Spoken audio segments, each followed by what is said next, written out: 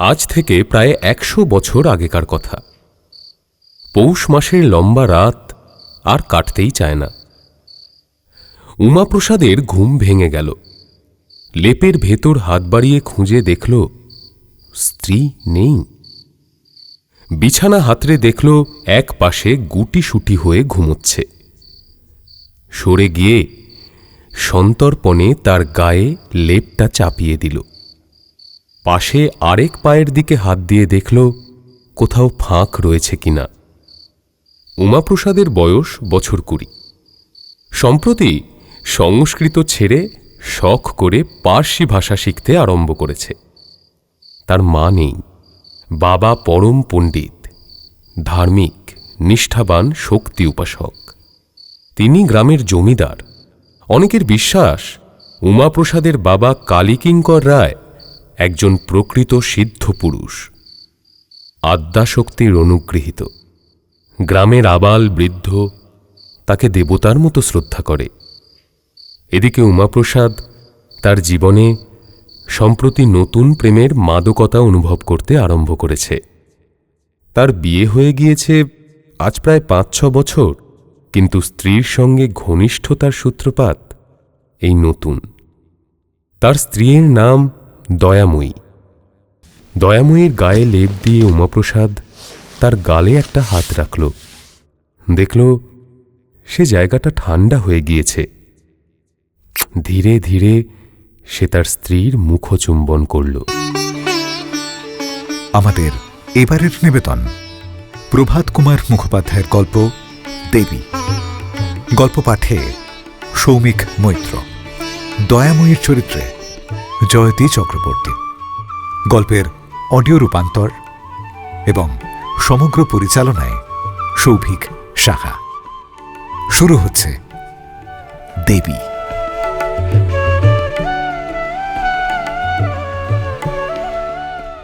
যেমন নিয়মিত তালে দয়াময়ীর নিঃশ্বাস পড়ছিল, হঠাৎ তার ব্যতিক্রম হল। উমা বুঝল তার স্ত্রী জেগে উঠেছে। দয়া, তুমি বুঝি জেগে আছো? কি? জেগে আছো? না, ঘুমোচ্ছিলাম তো। উমাপ্রসাদ আদর করে স্ত্রীকে বুকের কাছে টেনে আনল। ও, ঘুমোচ্ছিলে তো উত্তর দিল কে? আগে ঘুমোচ্ছিলাম, এখন জেগে উঠলাম। এই এখন কখন? ঠিক কোন সময়? কোন সময় আবার? সে তখন। কখন?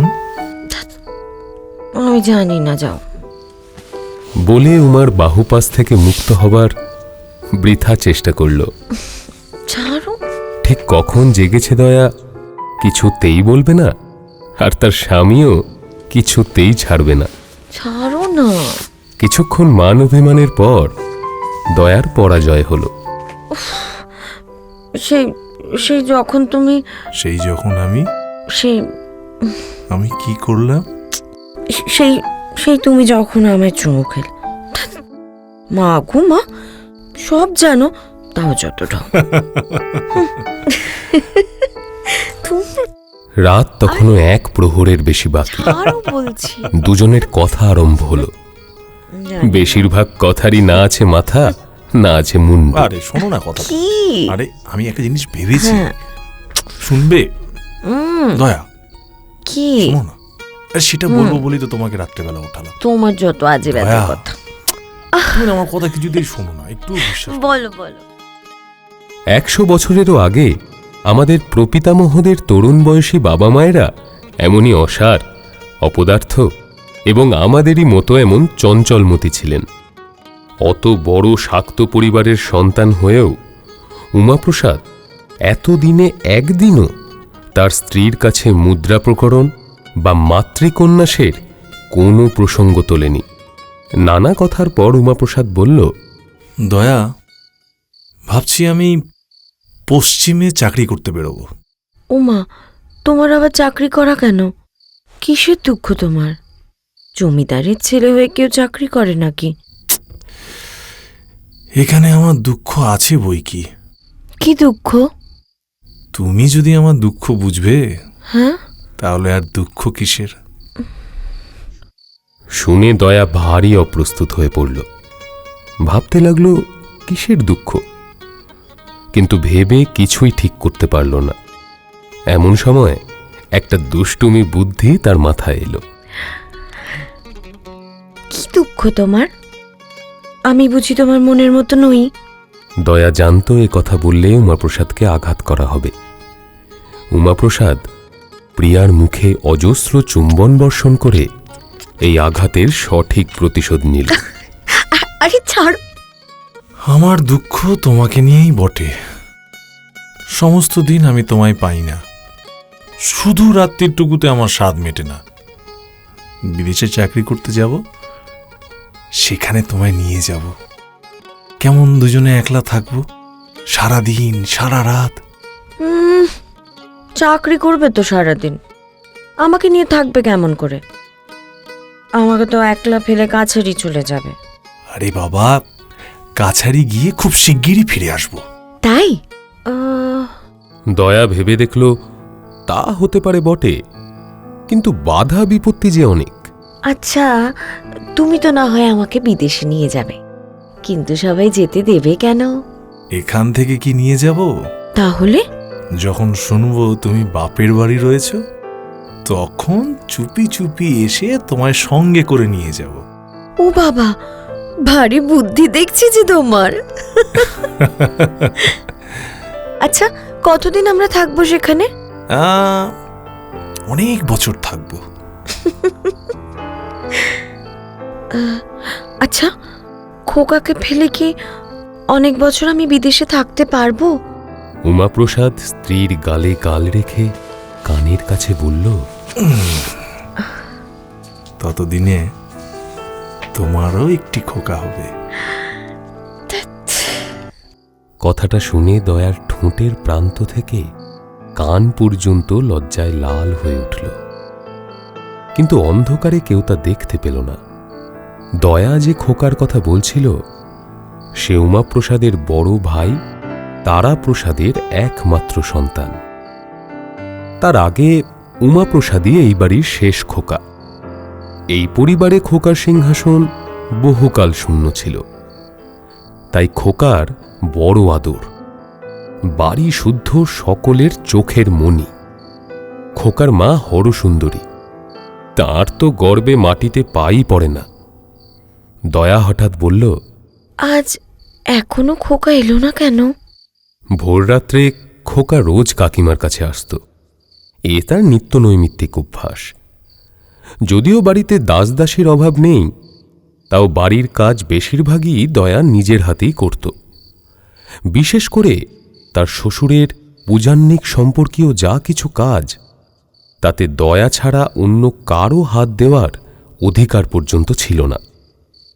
সারা দিন এই সমস্ত কাজে ব্যস্ত থেকেও খোকাকে সে এক মুহূর্ত চোখের আড়াল করত না। কাকিমা গা মুছে না দিলে খোকার গা মোছে না, কাকিমা কাজল পরিয়ে না দিলে কাজল পড়ে না, কাকিমার কোল ছাড়া অন্য কোথাও শুয়ে দুধ খায় না। এমনকি খোকার বিছানায় তার কাকিমা অনেক রাত অবধি তাকে ঘুম পাড়িয়ে আসে, আর ভোর রাত্রে ঘুম ভাঙলেই খোকা কাকিমা কাকিমা বলে কান্না জুড়ে দেয়। এই প্রগল্ভতা আর এই অন্যায় আবদারের জন্য মাঝে মাঝে তাকে হরসুন্দরীর কাছে চড়চাপড় পুরস্কারও পেতে হয়, কিন্তু বলাই বাহুল্য, তাতে কান্না না থেমে আরো 10 গুণ বেড়ে ওঠে। তখন হরসুন্দরী তাকে কোলে করে রাগ আর ঘুমের ঘোরে টলতে টলতে দয়া শোবার ঘরের দরজায় এসে ডাকতে থাকেন, ছোট বউ, ও ছোট বউ, আমি আর পারি নে, এই নে তোর খোকাকে, আর পারি নে বাপু।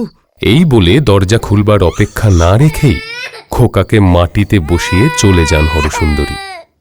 দয়া প্রায়ই জেগে থাকে, না থাকলেও খোকার কান্নায় তাড়াতাড়ি জেগে ওঠে, ছুটে এসে খোকাকে বুকে করে নিয়ে যায়। ও কাঁদে না, কাঁদে না শোনা, কে মেরেছে তোমায়? হ্যাঁ, না না না, কাঁদে না, কাঁদে না। ওই তো এই তো এই তো এই তো শোনা, কে বকেছে তোমায়? এই সব বলে আদর করতে থাকে। তার মাথার কাছে পানের ডিবার মধ্যে কোনোদিন কদ, কোনোদিন বাতাসা, আবার কোনোদিন নারকেল নাড়ু থাকে। খোকা তাই খায়। তারপর নিশ্চিন্ত হয়ে কাকিমার কোলে শুয়ে ঘুমিয়ে পড়ে। আজ এখনো খোকা আসলো না বলে দয়া একটু উৎকণ্ঠিত হয়ে পড়ল। সে বলল, আচ্ছা, অসুখ বিসুখ করেনি তো? এখনো বোধহয় রাত আছে। দাঁড়াও, আমি একবার দেখি। উমাপ্রসাদ বিছানা থেকে উঠে জানালা খুলে দিল। বাইরে আম আর নারকেল গাছ সমৃদ্ধ বাগান। তখনও চন্দ্র অস্ত যায়নি, কিন্তু বেশি দেরিও নেই। দয়া নিঃশব্দে এসে স্বামীর পাশে দাঁড়াল। রাত আর বেশি কই? শীতের ঠান্ডা হাওয়া হু হু করে জানালা দিয়ে আসতে লাগল। তবু দুজনে সেই অল্প আলোয় পরস্পরের দিকে তাকিয়ে অনেকক্ষণ দাঁড়িয়ে রইল। আসলে তাদের চোখ যে অনেকক্ষণ উপবাসী ছিল। দেখো, আজ আমার মনটা কেমন হয়ে গেছে। খোকা এখনো এলো না। কি জানি কেন মনটা এমন হয়ে গেল। আহা, এখনো খোকার আসবার সময় হয়নি। আর যেদিন ঘুমিয়ে পড়ে সেদিন তো আসতেও দেরি হয় নাকি? তোমার মন সেজন্য খারাপ হয়নি দয়া। কেন হয়েছে আমি তা জানি। ওমা, কেন বলো দেখি? ওই যে আমি বলেছি কি না, পশ্চিমে যাব চাকরি করতে, তাই তোমার মন খারাপ হয়েছে। এই কথা বলে উমাপ্রসাদ নিজের স্ত্রীকে আরও কাছে টেনে নিল। দয়া একটা ছোট্ট দীর্ঘশ্বাস ফেলে বলল, আমি বুঝতে পারছি না। মনে হচ্ছে তোমার সাথে আর দেখা হবে না। বাইরে জ্যোৎস্না ম্লান হয়ে এসেছিল। স্ত্রীর কথা শুনে উমাপ্রসাদের মুখও ম্লান হয়ে গেল। অনেকক্ষণ দুজনে দাঁড়িয়ে রইল। চাঁদ অস্ত গেল। গাছপালা অন্ধকারে গা ঢাকা দিল। তারপর জানালা বন্ধ করে দুজনেই বিছানায় ফিরে এলো। ক্রমে ক্রমে এক আধটা পাখির ডাক শোনা যেতে লাগল। একে অন্যকে বুকে জড়িয়ে তারা ঘুমিয়ে পড়ল। ক্রমে জানালা দিয়ে সকালের আলো আসতে লাগল। তখনও দুজনেই ঘুমিয়ে।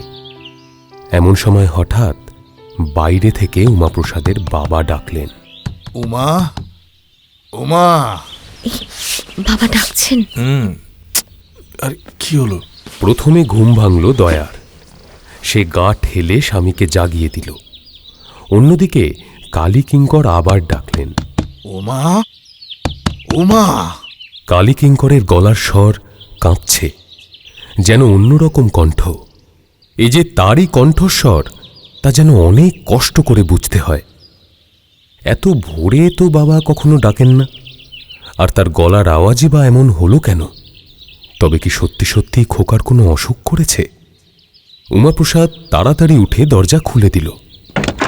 দেখল বাবার পরনে রক্তবর্ণ কৌশের বস্ত্র, আর কাঁধে নামাবলী উত্তরীয়, গলায় রুদ্রাক্ষের মালা।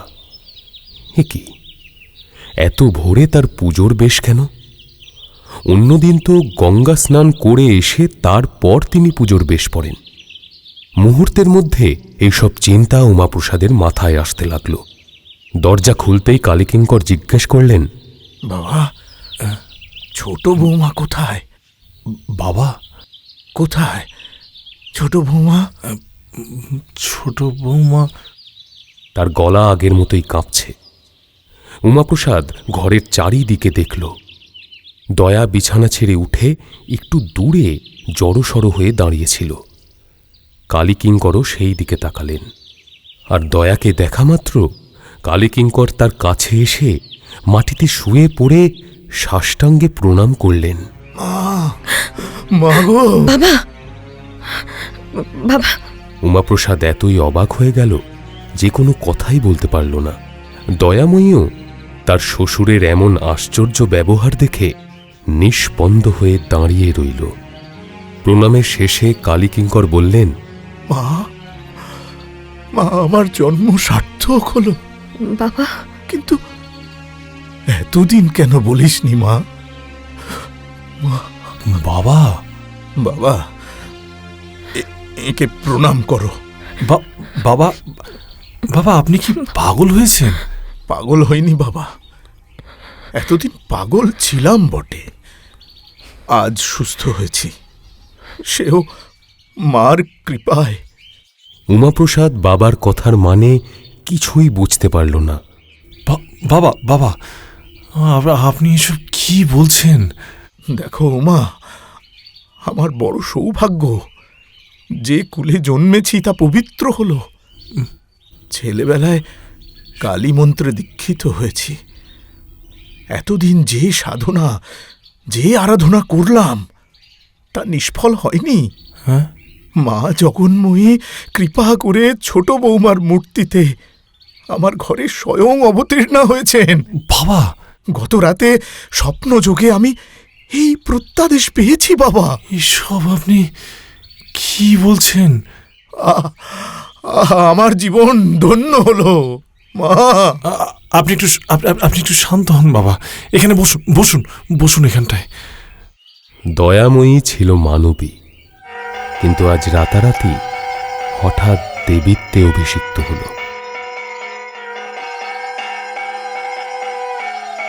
ঘটনার পর 3 দিন কেটে গিয়েছে। এই 3 দিনে বহু দূর খবর ছড়িয়ে পড়েছে। আশেপাশের বহু গ্রাম থেকে বহু লোক এসে প্রসিদ্ধ শাক্ত জমিদার কালীকিঙ্কর রায়ের বাড়িতে দয়াময়ী রূপিণী আদ্যাশক্তিকে দর্শন করে গিয়েছে। দয়াময়ীর রীতিমতো পূজা আরম্ভ হয়েছে। ধূপ দ্বীপ জ্বালিয়ে, শঙ্খ ঘণ্টা বাজিয়ে, ষোড়শোপচারে তার পুজো করা হচ্ছে। এই কয়দিনে দয়াময়ীর সামনে অসংখ্য ছাগল বলি হয়েছে। কিন্তু এই 3 দিন ধরে দেবীর পুজো পেয়েও দয়াময়ী কেবলই কাঁদছে। খাওয়া দাওয়া, ঘুম একরকম ত্যাগ করেছে বললেই হয়। এই এত আকস্মিক অতি অদ্ভুত ঘটনা তাকে প্রবল বিপর্যস্ত করে ফেলেছে। সে যে 2 দিন আগে পর্যন্ত এ বাড়ির বউ ছিল, শ্বশুর ভাসুরের সামনে বাইরে বের হতো না, এই সমস্ত কিছু সে ভুলে গিয়েছে। এখন তার মুখে আর ঘোমটা নেই। যার তার দিকে শূন্য দৃষ্টিতে পাগলের মতো তাকিয়ে থাকে। কণ্ঠস্বর অত্যন্ত ক্ষীণ হয়ে এসেছে। রক্তবর্ণ চোখ দুটি ফুলে উঠেছে। পোশাক আশাক এলোমেলো হয়ে গিয়েছে। রাত্রি দুপ্রহর। পুজোর ঘরে এক কোণে ঘিয়ের প্রদীপ মিটমিট করে জ্বলছে। পুরু কম্বলের বিছানায় রেশমি কাপড়ের চাদর, তার উপর দয়াময়ী শুয়ে আছে। গায়ে মোটা শাল। দরজা ভেজানো ছিল, খিল দেওয়া ছিল না। হঠাৎ খুব ধীরে ধীরে দরজা খুলে যেতে লাগল। চোরের মতো সন্তর্পণে ঘরে ঢুকল উমাপ্রসাদ। দরজা বন্ধ করে খিল দিয়ে দিল। দয়াময়ীর বিছানার কাছে এসে বসল। সেদিনের সেই ভোরবেলার ঘটনার পর স্ত্রীর সঙ্গে তার এই প্রথম নিভৃত সাক্ষাৎ। দয়াময়ী জেগেই ছিল। উমাপ্রসাদকে দেখে সে উঠে বসল। দয়া, এ কি হয়ে গেল দয়া? আজ 3 দিন পর দয়া স্বামীর মুখে একটি স্নেহমাখা কথা শুনল। এই 3 দিন কেবল ভক্তদের মা মা শব্দে তার হৃদয় মরুভূমির মতো শুকিয়ে গিয়েছিল। স্বামীর মুখের এই আদরের কথা তার প্রাণে যেন হঠাৎ সুধা বৃষ্টি করে দিল। দয়া স্বামীর বুকে মুখ লুকোল। উমাপ্রসাদ স্ত্রীর গা থেকে শাল সরিয়ে তাকে বুকে চেপে ধরল। উচ্ছ্বসিত গলায় বারবার বলতে লাগল, ও দয়া, দয়া, এ কি হলো? এ কি হলো? দয়া নির্বাক। উমাপ্রসাদও কিছুক্ষণ চুপ করে রইল।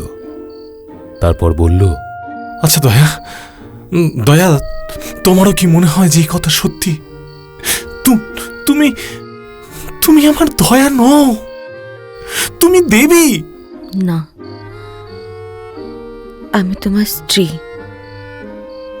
আর কিছু নই। আমি তোমার দয়া ছাড়া কিছু নই। আমি দেবী নই, কালী নই, আমি তোমার দয়া। একথা শুনে উমাপ্রসাদ তার স্ত্রীর মুখ চুম্বন করল। ও দয়া, তবে চলো আমরা পালিয়ে যাই, কোনো দূর দেশে গিয়ে থাকবো, যেখানে কেউ আর আমাদের খোঁজ পাবে না। তাই চলো, তাই চলো, কিন্তু কি করে যাব?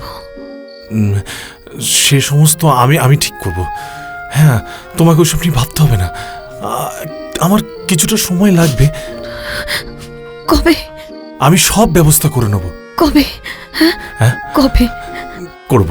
শিগগির ঠিক করো, ঠিক। নইলে বেশি দিন আমি বাঁচবো না। দয়া, বলো না। আমার প্রাণ গলায় এসে ঠেকেছে। যদি না মরি তবে নির্ঘাত পাগল হয়ে যাব। না না না না না দয়া, না না, তুমি কিচ্ছু ভেবো না, তুমি কিচ্ছু ভেবো না। দিন সাথে একটু ধৈর্য ধরে থাকো। হ্যাঁ, দেখো, আজ শনিবার, আগামী শনিবার রাতে তোমার কাছে আমি আসবো। আর আর তোমায় নিয়ে এই বাড়ি ছেড়ে চিরকালের মতো আমি পালাবো। এই 7 দিন তুমি আশায় বুক বেঁধে কাটিয়ে দাও। লক্ষ্মী আমার, সোনা আমার। দয়া, একটু শান্ত হও দয়া, শান্ত হও। বেশ, এখন তবে যাই। উমাপ্রসাদ দয়াময়ীকে গভীরভাবে জড়িয়ে ধরে আদর করল, তারপর চলে গেল।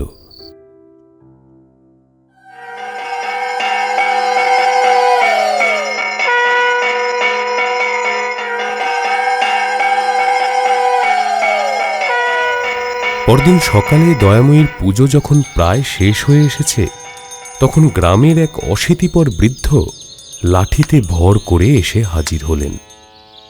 মা, মা গো, তার কোটরে বসে যাওয়া চোখ দিয়ে দরদর করে জল পড়ছে। এসেই দয়াময়ীকে দেখে তার গলায় কাপড় জড়িয়ে তার সামনে হাঁটু মুড়ে বসে জোর হাত করে বলতে লাগলেন, মা, আমি চিরকাল তোমায় পুজো করে এসেছি। আজ আমার বড় বিপদ মা, আজ ভক্তকে রক্ষা করো, ভক্তকে রক্ষা করো মা। দয়াময়ী বৃদ্ধের দিকে ফ্যাল ফ্যাল করে তাকিয়ে রইল। পুরোহিত বললেন, কি দাদা, তোমার কি বিপদ? আমার নাতি দাদা কদিন জ্বর বিকারে ভুগছিল।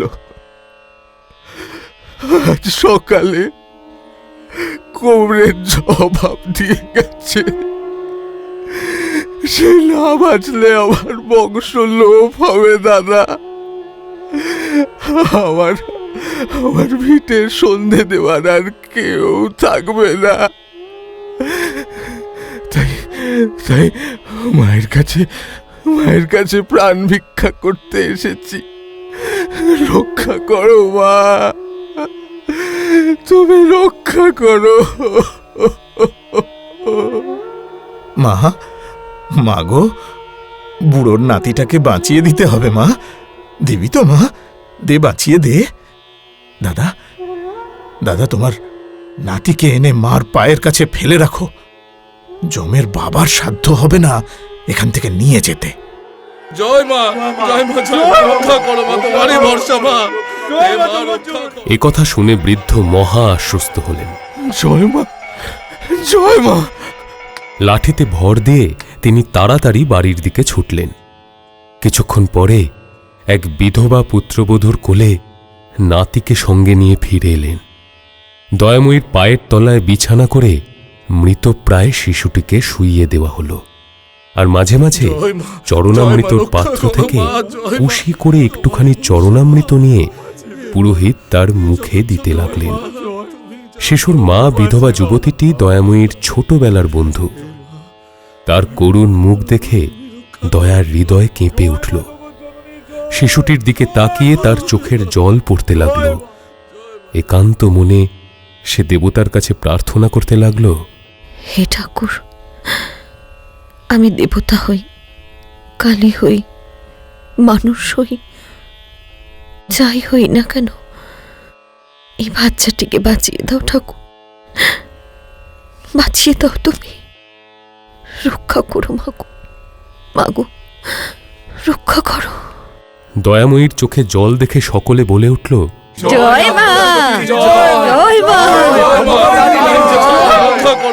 या देवी सर्वभूतेषु विष्णुमोहितशब्दिता नमस्तस्यै नमस्तस्यै नमस्तस्यै नमो नमः। কালীকিঙ্কর দ্বিগুণ ভক্তির সাথে চণ্ডীপাঠ করতে লাগলেন। या देवी सर्वभूतेषु चेतनत्यभिधीयते नमस्तस्यै नमस्तस्यै नमस्तस्यै नमो नमः। या देवी सर्वभूतेषु বেলা যত বাড়তে লাগলো, শিশুটির অবস্থা একটু একটু করে তত ভালো হয়ে উঠতে লাগলো। সন্ধ্যার আগে সকলেই বলতে লাগলো, শিশুটির আর জীবনের আশঙ্কা নেই, স্বচ্ছন্দে বাড়ি পাঠানো যেতে পারে।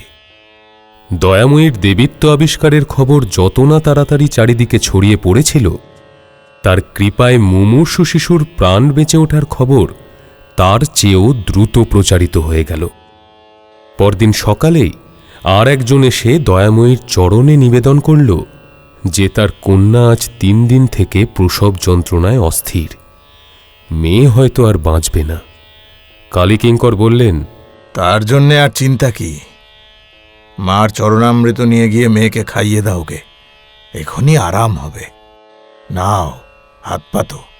লোকটি গদগদ হয়ে দয়াময়ীর চরণামৃতের পাত্র মাথায় করে নিয়ে গেল।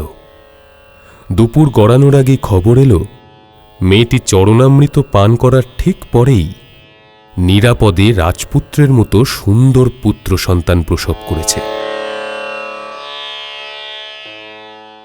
আজ শনিবার।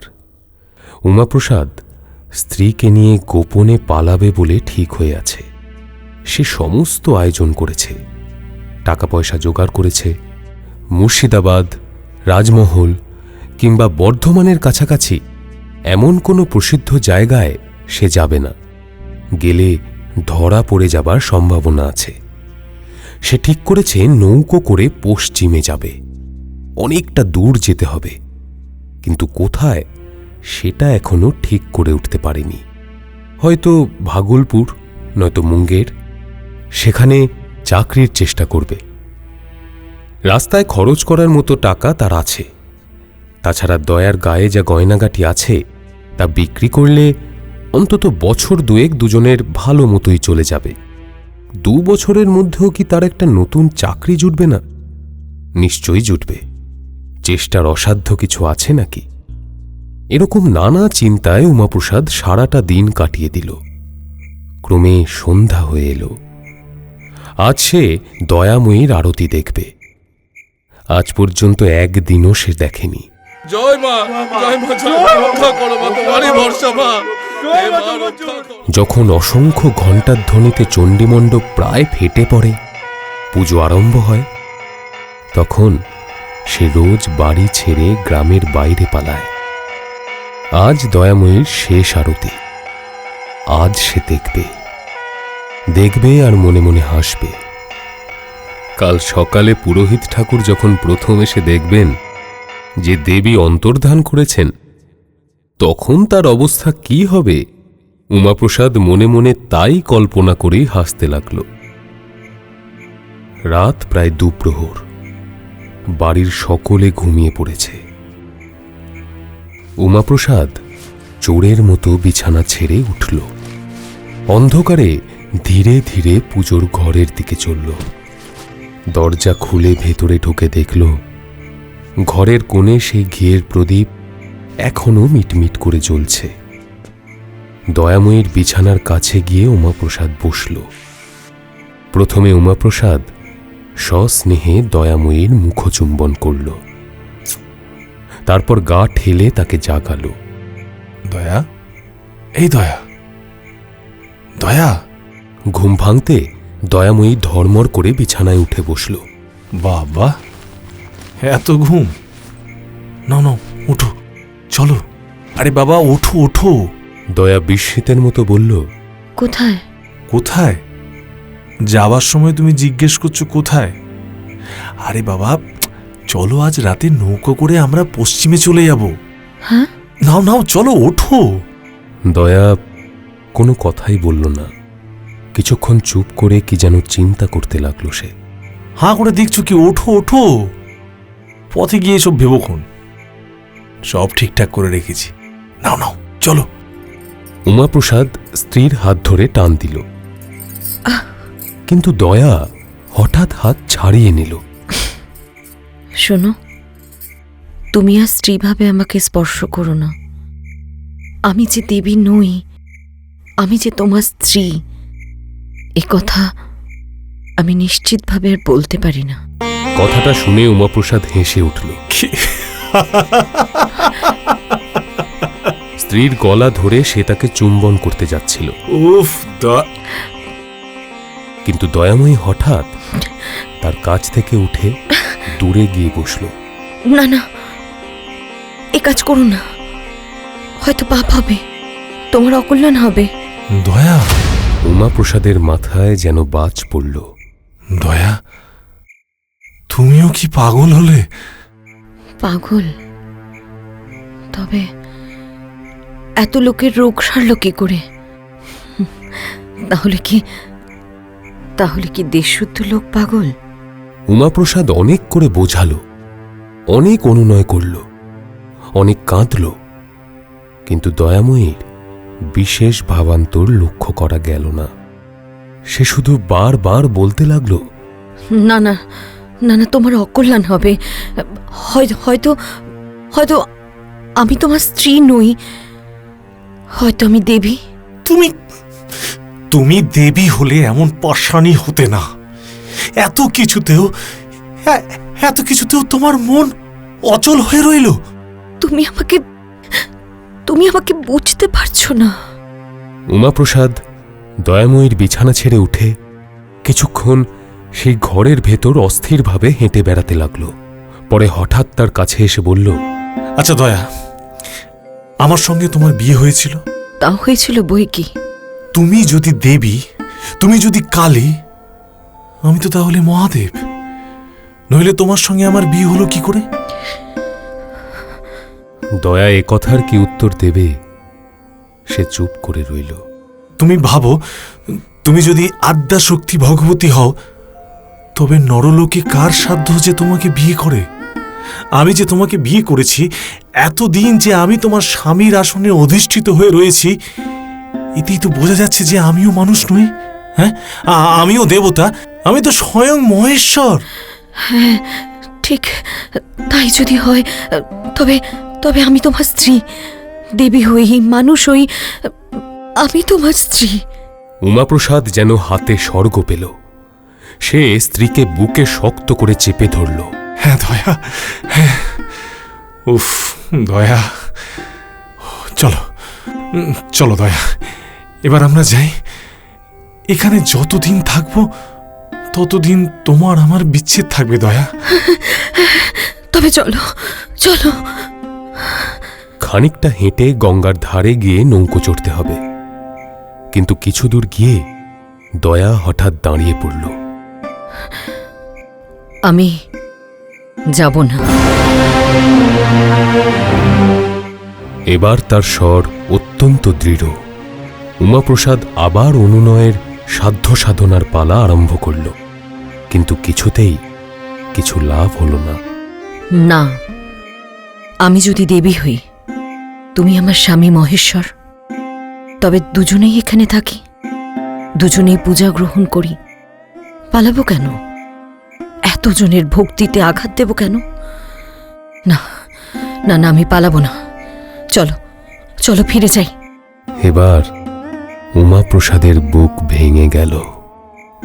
বেশ, তুমি একা ফিরে যাও, আমি যাব না। শেষ পর্যন্ত তাই হল। দয়া একা তার দেবীত্বের জীবনে ফিরে গেল, আর উমাপ্রসাদ সেই গভীর অন্ধকার রাত্রে কোথায় যে মিলিয়ে গেল, পরের দিন তার আর কোনো খোঁজ পাওয়া গেল না। দয়াময়ীর দেবীত্বে সবাই বিশ্বাস করেছিল, করেনি শুধু তার সবচেয়ে বড় বন্ধু খোকার মা হরসুন্দরী। প্রথম 2-4 দিন তাই শুধু এই বড় বউই দয়াময়ীর প্রাণ জুড়াবার ঠাঁই হয়েছিলেন। প্রথম যখন দয়াময়ী নিজেই বিশ্বাস করতে চায়নি যে সে দেবী, তখন একদিন সে বড় বউয়ের কাছে গিয়ে কেঁদে পড়েছিল। দিদি, দিদি, এ কি হয়ে গেল বলো তো? এ আবার কি হলো? কি করবো বোন, ঠাকুর পাগল হয়ে গিয়েছেন। বুড়ো বয়সে ওনার বিমরতি ধরেছে রে, তা না হলে এরকম কেউ করে? তুই শান্ত হ বোন, শান্ত হ। কিন্তু আমার কি হবে? কি বলি বলতো? এদিকে উমাপ্রসাদের নিরুদ্দেশের পর 2 সপ্তাহ কেটে গেল। 3য় সপ্তাহে খোকার জ্বর হল। দিন দিন ছেলে শুকিয়ে যেতে লাগল। বৈদ্য আসলো, কিন্তু কালী কিঙ্কর তাকে চিকিৎসা করতে দিলেন না। আমার বাড়িতে স্বয়ং মায়ের অধিষ্ঠান। কত কত দুঃসাধ্য রোগ মায়ের চরণামৃত পান করে ভালো হয়ে গেল, আর আমার বাড়িতে রোগ হলে বৈদ্য এসে চিকিৎসা করবে? বড় বউ নিজের স্বামী তারাপ্রসাদের কাছে গিয়ে কেঁদে পড়লেন। ওগো, আমার ছেলেকে বন্দি দেখাও, নইলে আমার ছেলে বাঁচবে না। ওই রাক্ষসী ডাইনি আমার ছেলেকে বাঁচাতে পারবে না।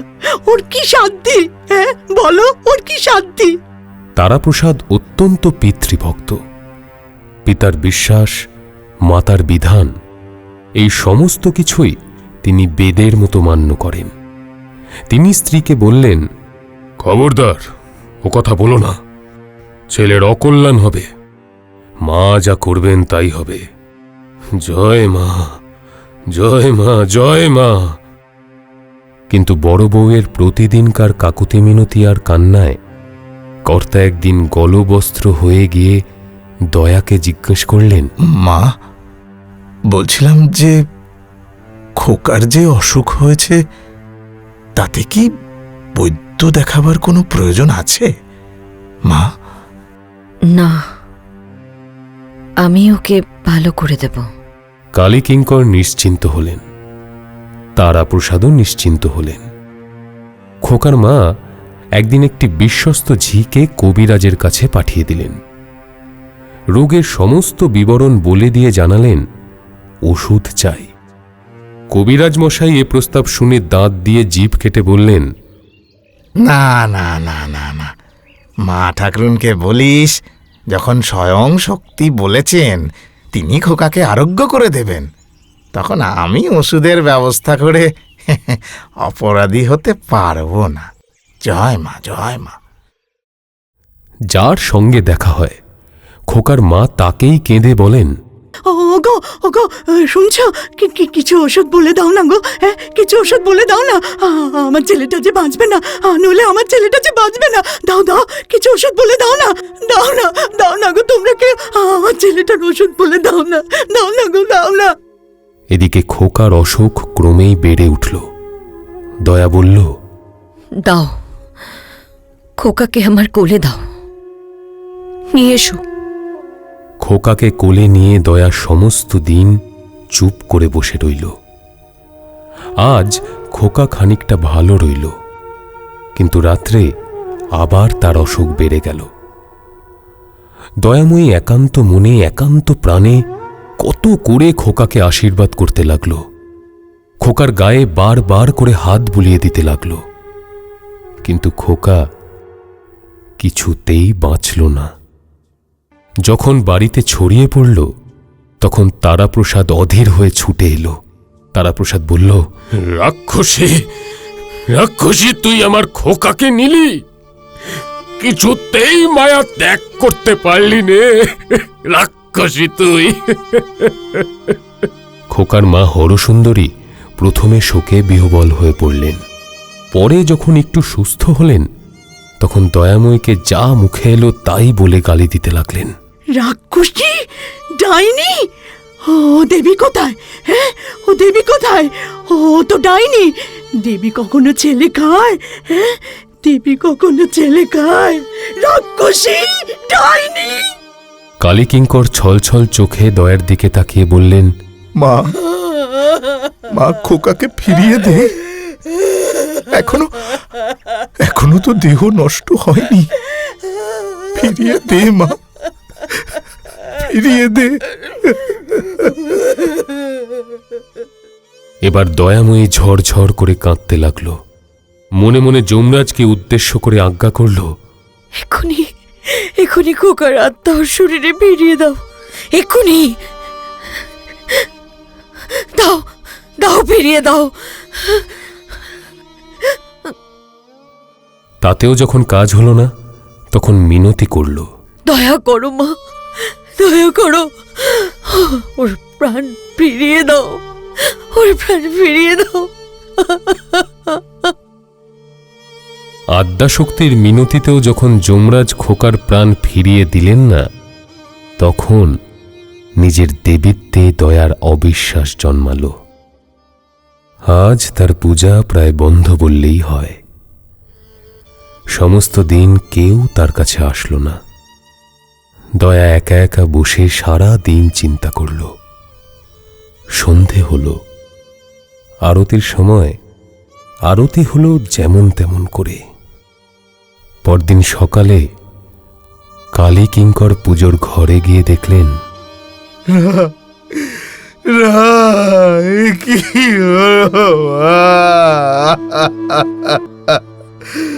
সর্বনাশ হয়ে গেল। সর্বনাশ! পরনের কাপড় দড়ির মতো করে পাকিয়ে কড়ি কাঠে লাগিয়ে দেবী আত্মহত্যা করেছেন।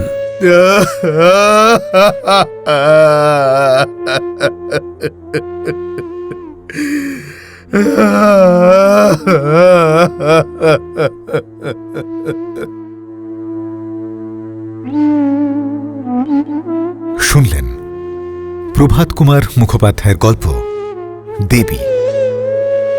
প্রযোজনা শান্তনু চ্যাটার্জি।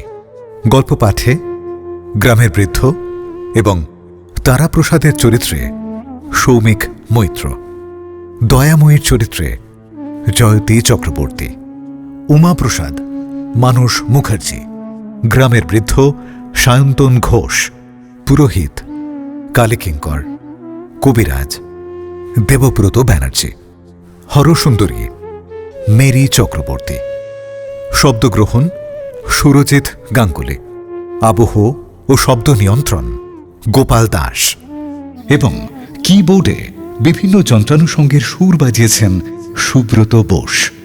পোস্টার অলিপা। গল্পের অডিও রূপান্তর সূত্রধার এবং সমগ্র পরিচালনায় সৌভিক সাহা। গল্পের কাহিনী এবং সমস্ত চরিত্র লেখকের কল্পনাপ্রসূত। বাস্তবের সঙ্গে কোনো মিল থেকে থাকলে তা সম্পূর্ণ অনিচ্ছাকৃত ও কাকতালীয়। এই অডিও পরিবেশনা শুধুমাত্র মনোরঞ্জনের জন্য। এর উদ্দেশ্য কোনোভাবেই কোনো জাতি, রাষ্ট্র, ব্যক্তি, জাত, কোনো বিশেষ পেশা বা ধর্মকে আঘাত করা নয়। অডিও রূপান্তরের প্রয়োজনে গল্পের ভাষায় সামান্য পরিবর্তন করা হয়েছে। মদ্যপান, ধূমপান, মাদক সেবন স্বাস্থ্যের পক্ষে ক্ষতিকর। কোনো রকম অন্ধবিশ্বাস ও কুসংস্কারকে গুরুত্ব দেওয়া আমাদের উদ্দেশ্য নয়। এমন আরও অনেক গল্প আছে আমাদের কাছে। শুনতে থাকুন, সঙ্গে থাকুন।